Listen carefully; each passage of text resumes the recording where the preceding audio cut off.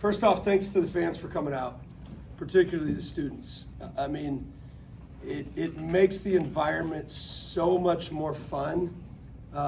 Even if you're like playing well, not playing well, whatever it may be, to have fans that cheer, it kind of just snowballs on itself where, now people are, oh, the students were there. This is a cool place to go. And then more students come, and then more fans from the outside come. And that's what Iowa basketball needs to be.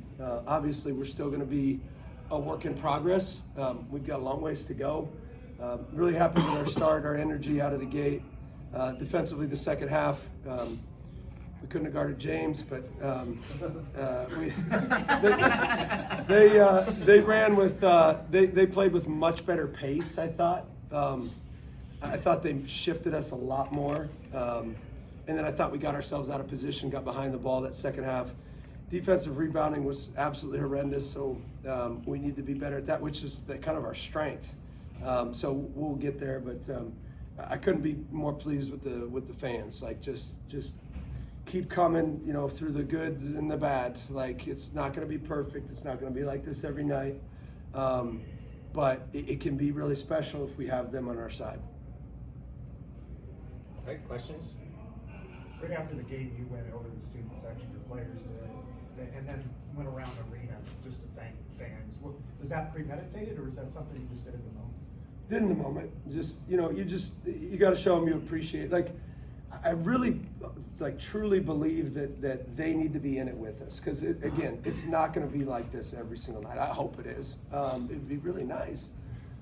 But it's not always going to be, just go well. And so that's when you really, really need those fans. And so I think you got to show them that you appreciate them and that they're on the team with us. I mean, that's what they are. And so hopefully we can keep them coming back and try to keep creating some excitement in the gym. Do the fans help more on offense or defense?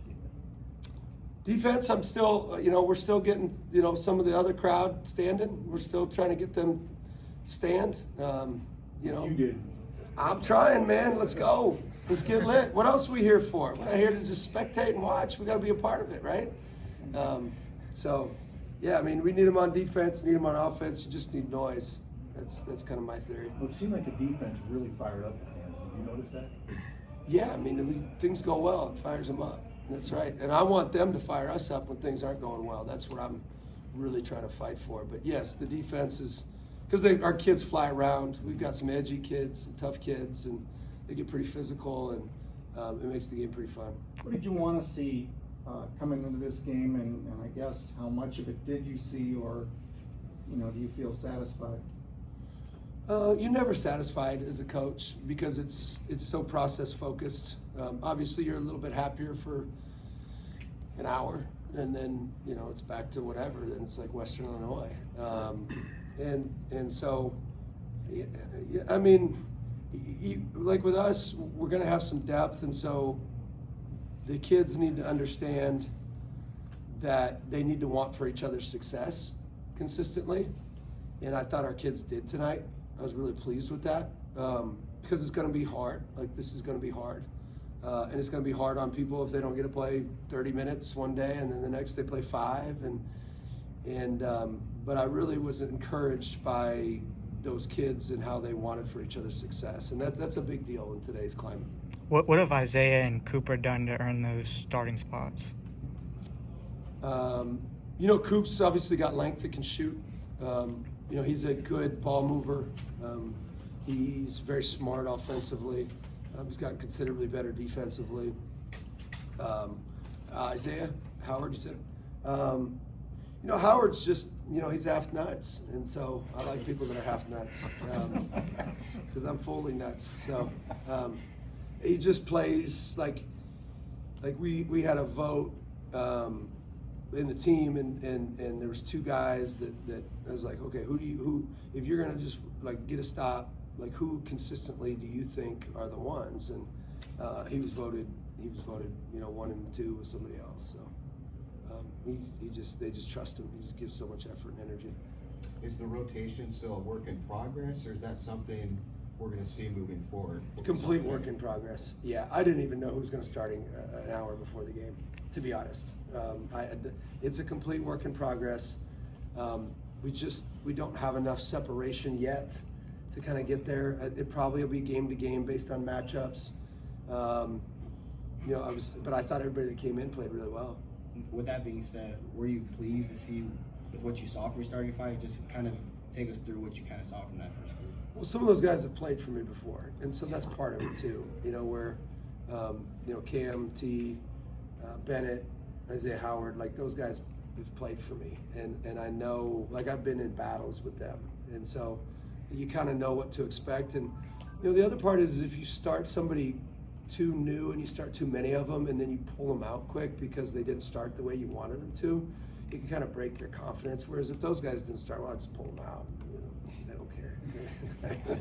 They know me, so it's fine. But you got to be careful how you manage some of this. And it's not perfect, and I'm not perfect, and it'll be some mistakes here. But tonight it was solid. You mentioned the defensive rebounding. Would you pinpoint any issues with that tonight? I know you said it was awful, but I guess what would you pinpoint? I mean, some of the shots in the first half that they took were way off, so that's part of it. They just completely missed it, and so then like air balls or they bounce weird and that kind of thing. I thought they were a really good offensive rebounding team. They've always been that. I didn't think we got the ball. Ball's sitting there, and it's just like see ball, get ball. We really struggled with that tonight, and that's not what we generally do. So I'm not concerned with it. I just don't want it to happen again because I don't like it. Fans are just kind of obviously going to be starting to get to know this team, but I think one name they probably do know is Bennett Sturge. So how important is it to have a star like that you can kind of that can play like he did tonight? Yeah, he's just we kind of have been through a lot, just from Division II to Division I to obviously Power 5 now, and so he kind of understands what we want. He's fiercely competitive now. I know he kind of is steady, but it burns pretty hot, and obviously plays with great pace, great patience. He didn't play great in a couple of the scrimmages, which was probably the best thing because we didn't scout him, and so he was able to learn and adapt and then perform tonight. But yeah, I mean, guys like him, that's what I always tell people, like guys like him make you look like you can coach. That's the beauty of good players that we always say. So get good players, it looks like you can coach. That's the trick. You had some foul trouble first half. Did you like the way the guys responded that came off the bench? Did you feel like you didn't miss a beat, the other guys did? Yeah, and I didn't even realize we had foul trouble because we were going to play 10, I believe, 10. And so, that's the beauty of depth, and that's the beauty of guys stepping up and being ready to go. And who was in foul trouble? T. There was four guys. Cam's always in foul trouble. Gosh, he just walks on the floor and he's got 2 fouls. Is Hausen banged up, or was it more of a matchup thing tonight that he did? More matchup. Hausen's playing great. He's probably if he's not our hardest worker, he's one of our top couple workers. Anytime you come into a system, into a program, it's just different. It's just unique. But no, he's fine. He's been great. He did have that during the summer where he wasn't able to play all summer. So he's just catching up. But I thought he played great. He's a great leader. He's probably, if he's not our best leader, he's one of our best leaders. He's going to be just fine. Are you happy with Alvaro, how he played off the bench? Yeah. I was a little worried, wild man. I was a little worried. He didn't get too wild today. He was great. He was awesome. So he loves it. He plays with passion, and I love it. It's just sometimes you got to saddle him a little bit. He was good tonight. Do you think? Should fans expect varying lineups and matchup-based decisions by you, and then how do you communicate that to your guys? Hausen didn't play forever. Yeah. So I thought he was going to be a starter. Yeah. That's going to be the hard part for our guys. Yeah. That is going to be hard. That's why you have to want for somebody else's success. I think there's going to be games where we need a lot of shooting, and we played a lineup late where we had 5 shooters on the floor with Trevin, Alvaro, Bennett, Brendan, and somebody else, Tate maybe, and we played 5 shooters. And there's going to be games we need to do that, and there's going to be games you can play guys that can shoot, but they're not going to just completely space the floor. And so you just have to play a variety of different ways, and we've got the benefit of it. But if guys can keep down the path of like buying into that, we could have, you know, we can be pretty good. But if they don't want to buy into that, then it's not gonna work. Is Trey Thompson, was that just coach's decision, or is he dealing with anything health-wise? Yeah, coach's decision. You know, sometimes in those, you know, again, he missed the whole summer too. Trey's good. Trey's going to be, I mean, I would be surprised if he's not an all Big Ten player by the time it's all said and done. Trey's really good. Anytime you come in, it's hard to catch up to the defense, and he's getting there. He's good offensively. He's fantastic. The energy's through the roof. Trey's good. I'm not worried about him. It's just, you just kind of have to see it progress, you know, and it takes some time.